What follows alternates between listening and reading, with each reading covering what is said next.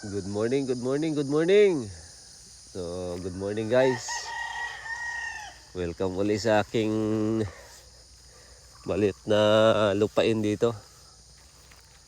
So, maswerte pa rin tayo. Kahit pa paano, mayroon tayong maliit na naipundar. Hindi kagaya ng mga ibang nag-abroad dyan na tagal na rin nag-abroad pero wala rin naipupundar kasi maliit lang din naman ang sahod lalo sa Middle East. Kaya pag sumikapan nyo talaga makapag-ipon guys. Kasi darating ang araw na magpupurgod kayo. Napakahirap ang walang naipundar man lamang. Sa kagaya niyan, ako kahit papano may sarili na akong bahay ng bahay ko. Sarili akong bahay, may nagagamit ako sa sasakyan. Wala akong utang dito sa Pilipinas.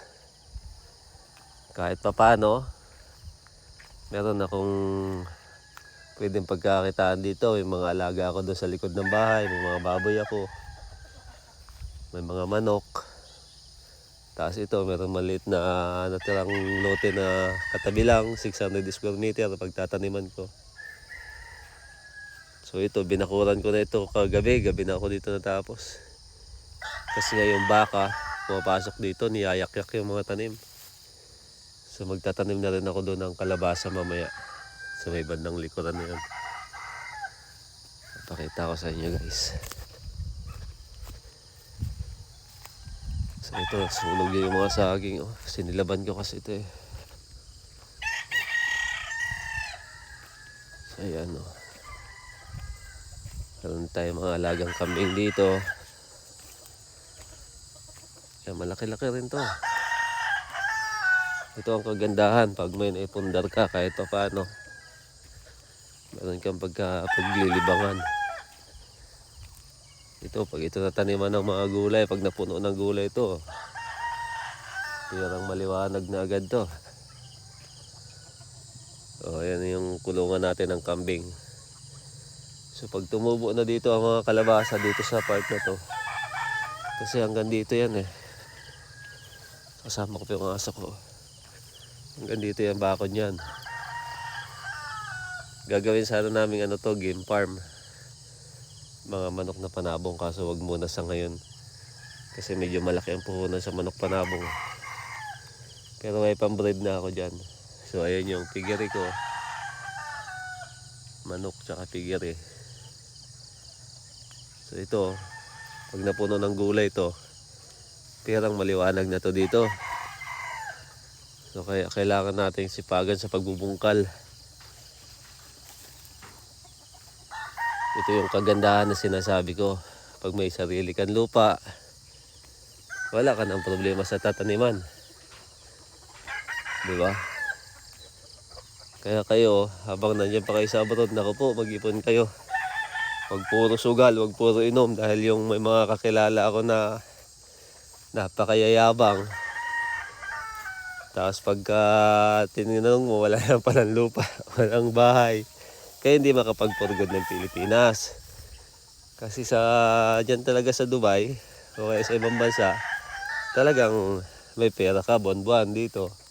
Wala ka talagang inasahan, pero wala ka namang amo. Yun yung kagandahan. Sipin mo, may sarili ka ng lupa, sarili kang bahay.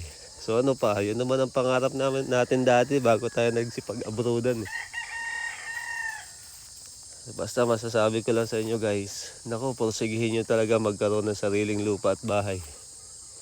Kahit maliit na lote lang, yung matatawag mo lang na inyo, wala kayong amo, yung walang gigising na alarm clock. Kagaya ko, mag-isang buwan na ako dito. Oh, kahit papano, marami ng improvement dito sa lote ko. Dati ano to, talagang puro kugunan to. Ay ngayon kahit papano, mga 2 linggo lang to, puro tanim na yan. Yung upo ko dito, nag-uumpisa na. Kaya ko lang to binakuran yung upo na to kasi gawa ng mga alaga akong pabo tsaka manok. So nagbawas na ako ng manok. Yung mga pabo ko, kinulong ko naman kagabi. Yung mga pato, nandyan lang naman yung mga pato sa likod bahay. So basta ang masasabi ko talaga sa inyo guys, magpursige kayo magkaroon ng sarili nyong lupa. Kahit maliit lang. Ito sa akin na to, maliit lang to 1,200 square meter lang to, kasama yung bahay. Ayan yung bahay ko. 2 kwarto lang yan. Kasi pag uuwi yung mga anak ko, nandiyan sa kabilang kwarto natutulog. Ang hirap pag wala kang sariling lupa. Tatanda ka sa abroad. Ako 15 years ako sa abroad. 2023 lang ako nag-umpisang makaipon. Kasi medyo may pangit tayong nakaraan dyan eh. Kaya, pero siyempre mag-move on na tayo doon kasi part talaga ng buhay natin yun. So kahit pa paano nakamove on tayo. At nakapag-ipon uli. 2023 lang ako na dali nun eh. So 2023 lang din to nadali yung, ay natayo yung bahay ko. After nung pangyayari na yon. So ngayon kahit pa paano ito na. May improvement naman. So yung natitira kong pera, yung naiipon kong pera, yun pinanggagamit ko rito ngayon. Kasi nga wala na akong inaasahan na sahod guys tuwing katapusan, wala nang darating sa akin pera. So kailangan maghanap ako ng paraan paano ko mapapaikot yung pera ko. So kaya itong ginawa ko dahil may sarili naman akong lote. Tinayuan ko to ng gulay-gulay. Tapos may mga alaga doon sa likod kaya sobrang busy din ako maghapon. Kasi sarili ko lang din eh, sariling sikap lang. Kaya kailangan ko tong pagsumikapan. Kasi nga nung nag-abroad tayo, laging tatandaan yan, nag-abroad tayo, marami tayong kakilala, marami tayong kaibigan, kasi nga may mapera tayo. So pag dumating yung time na hindi na tayo nag-abroad, nako, wala kang mauutangan dito, mahirap mangutang. Kaya kailangan mo pursigihin yung sarili mo paano ka mabuhay. Kaya pag may mga gantong lote kayo, may kunting puhunan, wala na. Hindi mo na iisipin mag-abroad.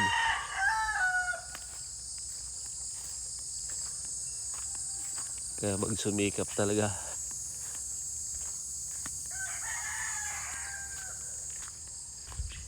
So ito yung mga tinanim ko. Ito yung mga bulaklak na galing doon sa mga pinsang ko. Sa bansod. Tapos yun pa yung iba. Mga puno din ng niyog. Yung mga dwarf na niyog.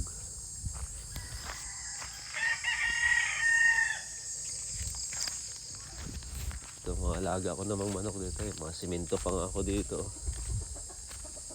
Simento pa ako dyan. Mga alaga akong manok dito ang panabo. Dito lang sa gilid.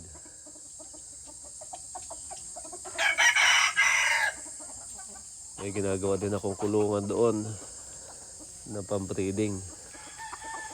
So yun lang guys, masasabi ko na sa inyo is pagsumikapan nyo talaga makaipon.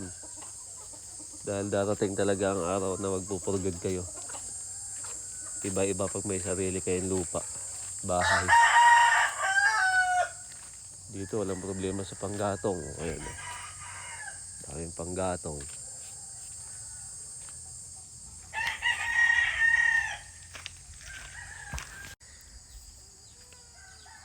So ito yung ginagawa nating kulungan guys. Oh.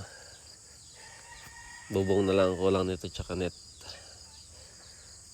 Para sa brooding pen ng breeding pen ng SBR ko. May manok kasi akong SBR dyan eh. Panabong. So yan yung magiging kulungan niya.